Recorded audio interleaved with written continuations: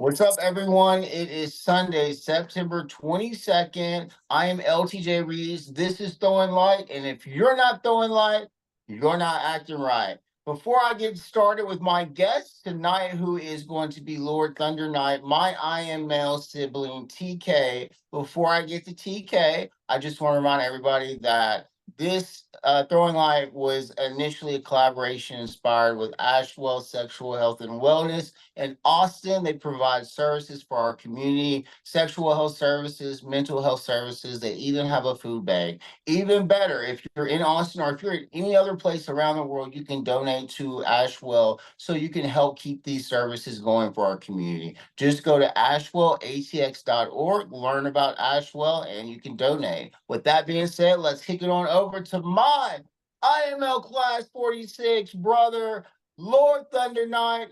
TK, Hey, hey everyone, World what's going on? Bear, World Bear. Come on, World Hey, Bear.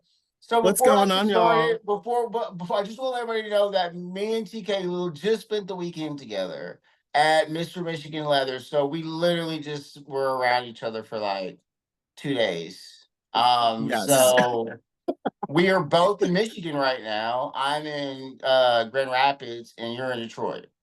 Yeah. I'm a little bit outside of Detroit, but here we are in the Motor City, Paris, the Midwest, as some people will say. And yeah, it's been really fun. Oh my God, it's been a blast. So we'll talk about what we did this weekend a little later on. Why don't you go ahead and tell everybody kind of what your journey into the leather community and becoming a title holder? Oh God. Okay, so picture it. Washington, D.C., 1992. I'm just kidding. I won't do that. So my journey started back in 2013 when I hit this guy up on Growler, which is basically scruff equivalent, but for bears and cubs and chasers alike.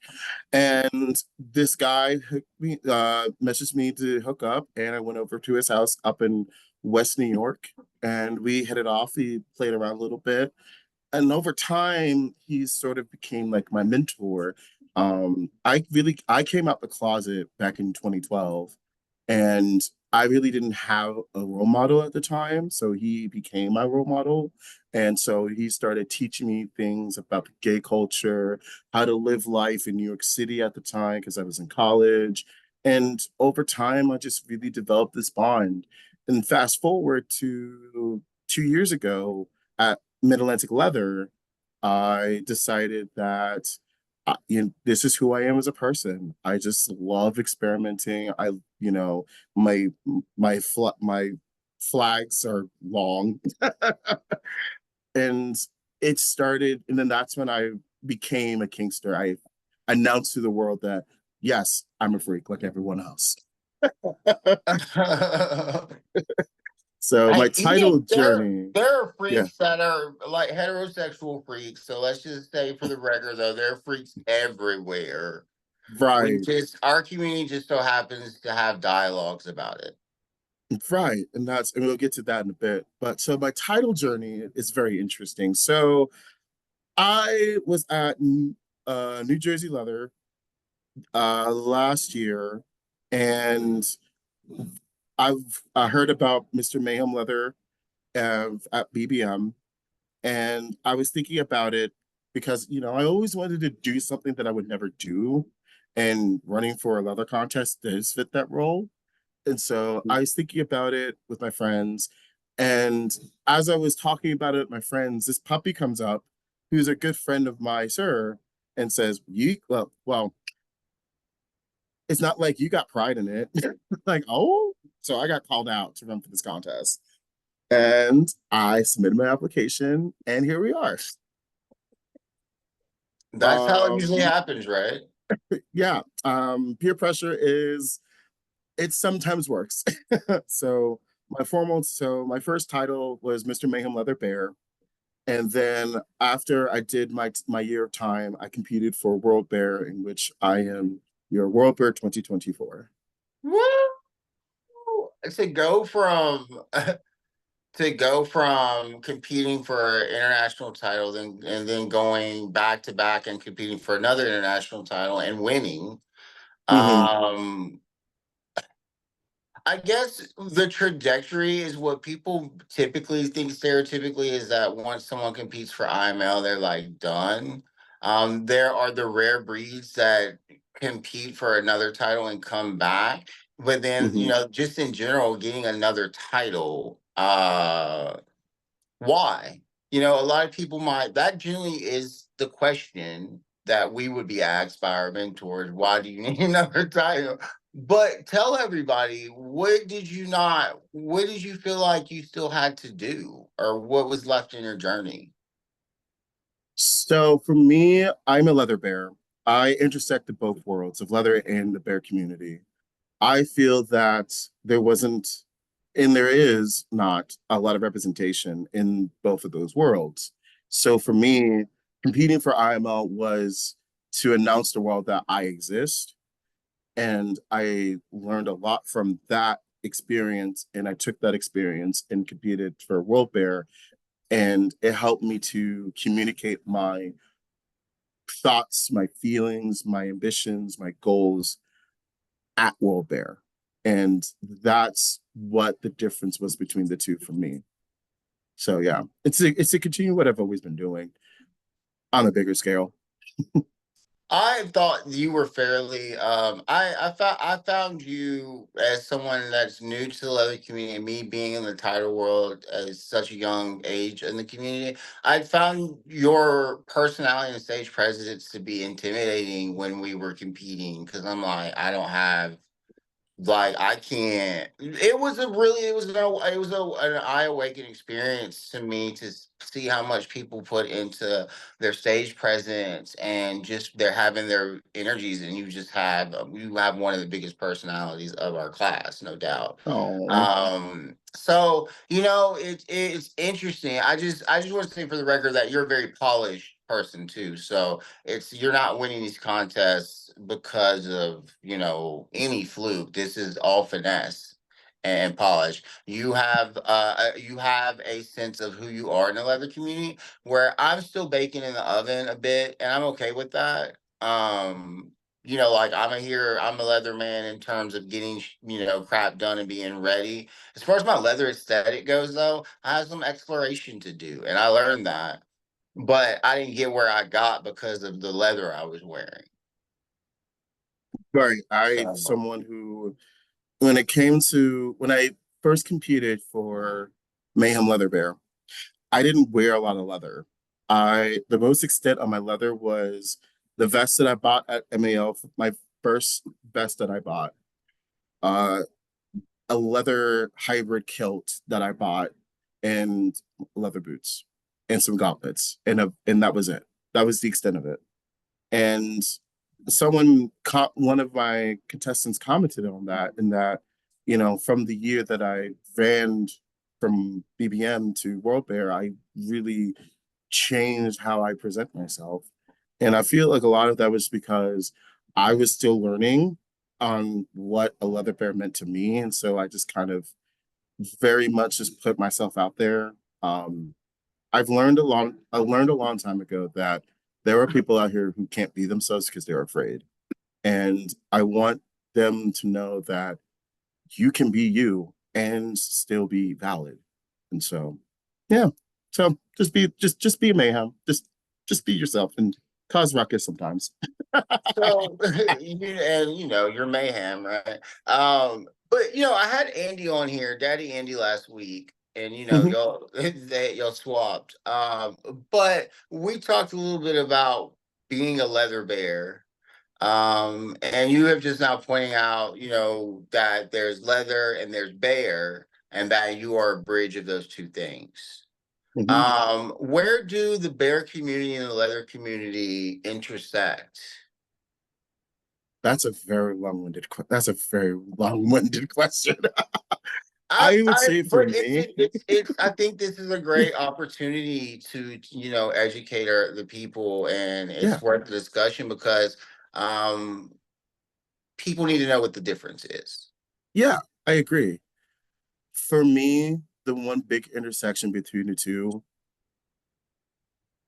is perseverance. I find that a lot of times in our community we get bullied, I find that because one person would say, "Oh, well, you don't have a belly, you don't have a big belly, so you can't be a bear," and then another, "You don't have high cow, so therefore you're not a leatherman." I find those things to be very discouraging and not true because not everyone has the same resources to get those things. And I find that the people who are here still are the people who kept going and ignored those thoughts and ignored those statements and just did it on their own, however they wanted to do it. So I think perseverance is probably the biggest thing that the two share in common. So that's in, so we're talking physical, we're talking about like you know, character ideals, and Yeah. which that makes sense. But what I do notice in our community and the leather community is that it just seems to be like regular people, and I mean regular in the sense is that there isn't this body image poster of what you need to be, you know, like a circuit person going and looking on an Andrew Christian, you know, thing and seeing all these chiseled, you know, white bodies, those types of things. Leather, and especially here in Austin, we are body positive. Mhm. And I think we learn to find sex appeal in our bodies that we are given. So I don't see a lot of that on the mainstream gay radar. If you know what I mean, when I say mainstream gay, you know, typically the gay man, the Yeah. you know, the commercial accepted, the commercially accepted gay man. I think leather, I think for some people, I think leather's a little too real because it's real people. I think for some people, they can't handle that. So when what was I'm gonna ask you this question. I can't believe I'm asking you this question. What was harder, IML or World Bear? And this is not the first time I'm addressing this in publicly, so here we go. I Okay. would say IML would be, I say IML because I was dealing with a lot of internal demons leading up to IML.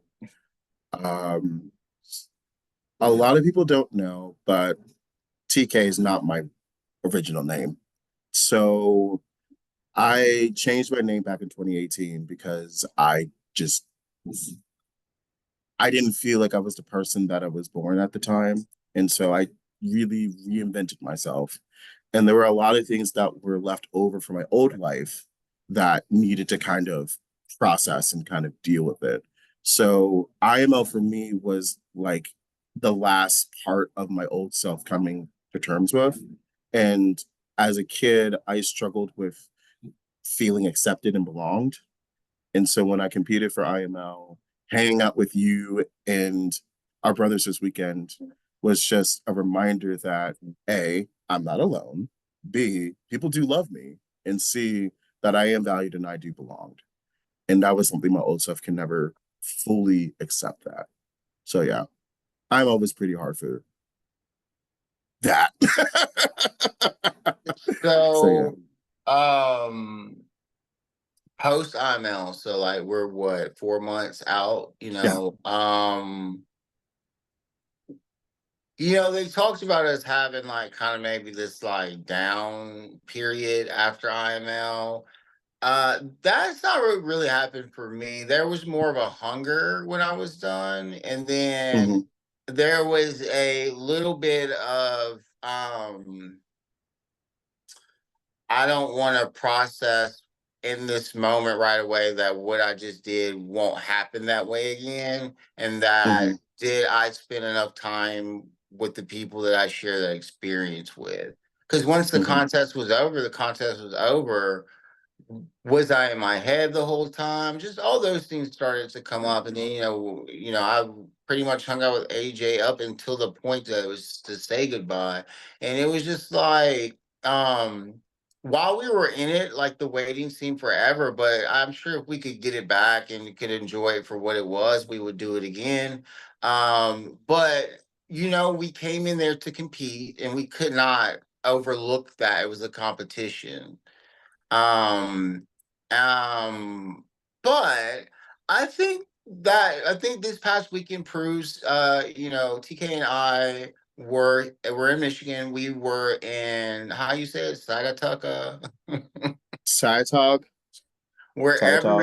where they don't have Ubers and Lyfts. That's where we were. No, they weren't. No, You they weren't. cannot, like, you can't. It's like it's on the not the coast, or on the water of Lake Michigan. Anyways, Something like so it's that. like 45 minutes from Grand Rapids. I'm in Grand Rapids right now, which you can get a lift, and there are more people here. But we were at a resort, so it was very interesting. But I went to judge Mr. Michigan, and then we had TK was there. We had our brother Ken there. Jamal was there judging. Steven was there judging. Who am I missing? I think that's the six of us. That's it. There's That's six. Yeah, it yeah. was six of us. Um, I love that. I hope that we keep doing things like that, showing up and being able to continue seeing each other. Because that mixture just kind of organically happened. But I just this is a great point to kind of bring back how these relationships can continue post IML. Um, what is something that has been important to you that you are currently working on post IML? So my biggest thing right now is being visible. One of the things that I started in my mayhem that I'm continuing doing in my world title is keep being visible and being of service. For me, I've always been service minded since I was a kid. I did Boy Scouts, so the service part of me will always be a part of me, and I continually feel that a lot of times, especially now, after post COVID, a lot of title holders don't get the support that they need when they when the spotlight gets removed. And I understand the position that I'm in, and I understand that spotlights get shifted and they change, but the people are still here. And so my biggest thing is that how can we ensure the people who are stepping aside have the same resources as they were in title? And some of that, in to some people, that doesn't change. But for the people who may come from, you may had a really big year in their title year and then be put into the side and all that attention goes away. How does that individual handle that?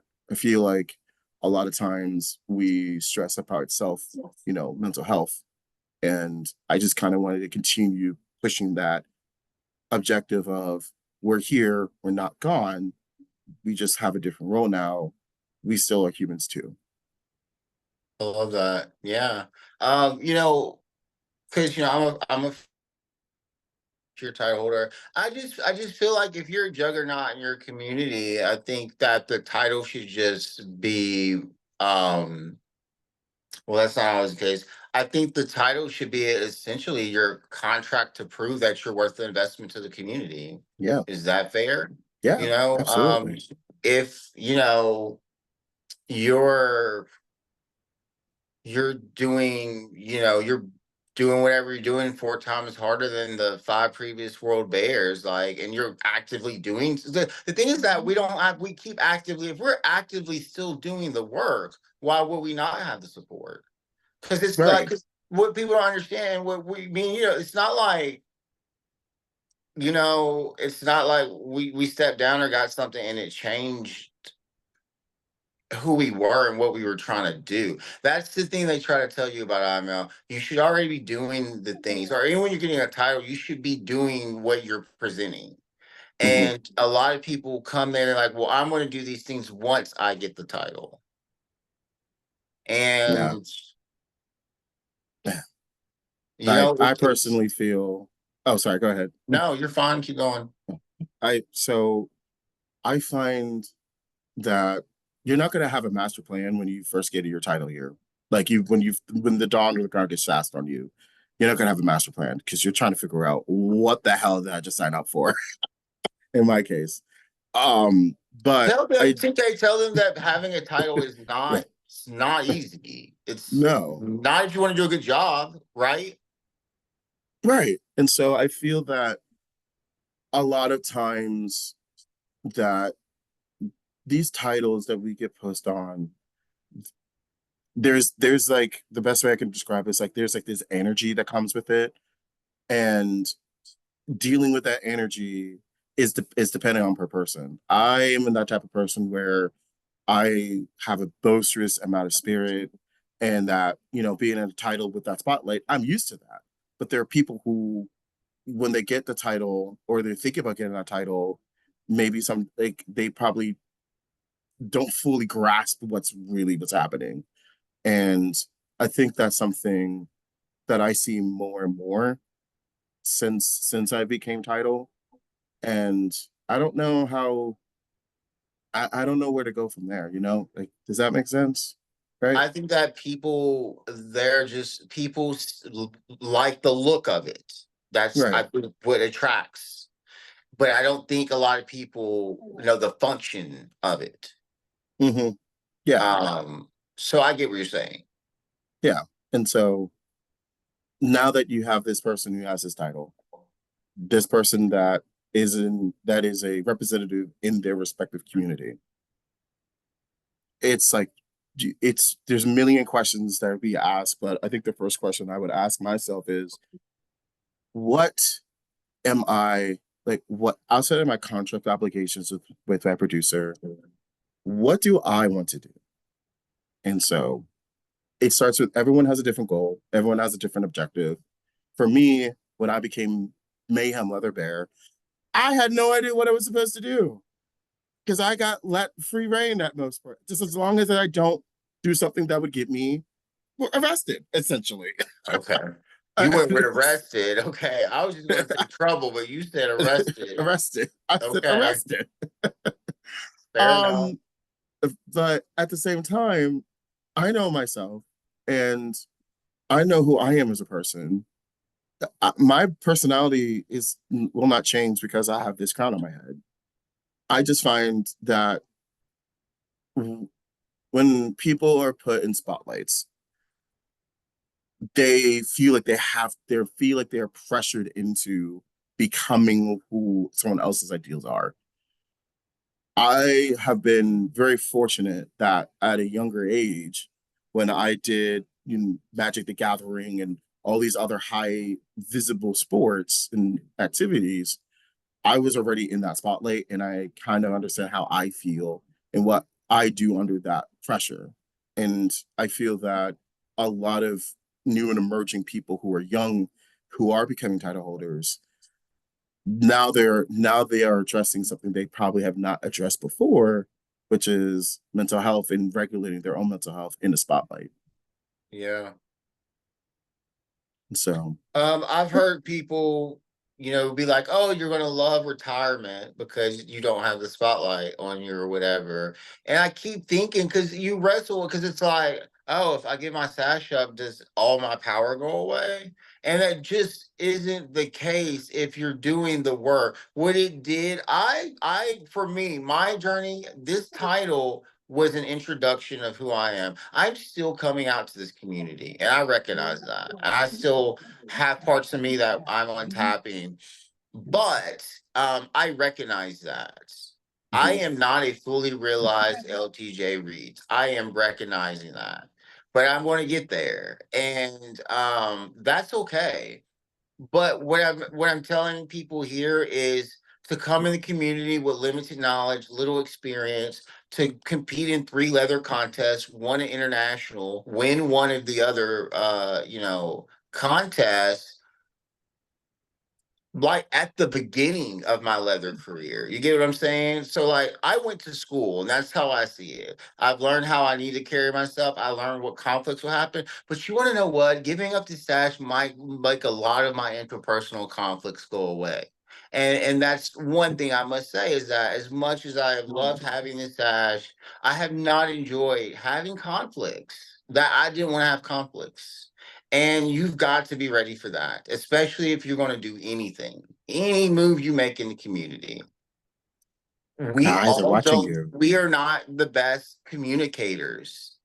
Human beings aren't. We need to be. The gay communities, be the queer community, the leather community. This is all communication, y'all. That's where all our conflicts stem from. And if we're not, if we can't talk to each other and understand where we're coming from, it just, it's hard to lead when Hmm. you are having to go through the noise of conflicts. Hmm. And with social media, and TK can back this up, what is really disheartening is the way that we weaponize social media when we're upset, and we start just, we've got to do better, y'all. I can't even go on anymore. We've got to do better. It's Yeah, exhausting. no, It's you're absolutely exhausting. right. You're absolutely right. Social media is a object to a medium of communication at the end of the day. A lot of people feel that when they post their life story and their updates and get this instant gratification part of it, that is the aspects that we have to be careful about.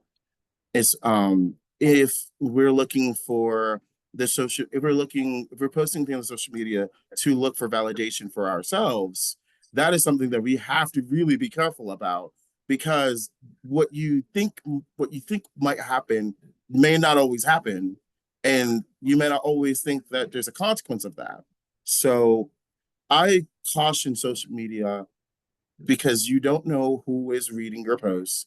You don't know who is reading in your corner. You don't know who is sharing your stuff to people that you think that they're friends, that they may not have your interests at heart. And that's always why you have to be careful out there. There are, it's unfortunate that we live in a world that we like to just be on top of one another. It's human nature, So I'm but we gonna, can't be about that. Go ahead. we're Yeah, we're that's it. coming to the close of the show, but I want to point out, I want to just say something else. I witnessed for myself. I had two people I knew who would block each other on Facebook, and everything they posted, somehow they found out about it because someone screenshot it and sent it to them. And you know Mhm. what? We're gonna have a conversation, because that's all I'm gonna say right now. But TK, you know what I'm talking about. All Mhm. right. Mhm. So, because you know what I'm saying? So there are people that are stirring this up. Okay. So, anyways, okay, TK, we are at the end of Throwing Light. And before we wrap the show up, I am at this portion where I ask the same question I asked everybody that's be on here. Is there anything that you think that we are not shedding light on in the community that we need to shed more light on?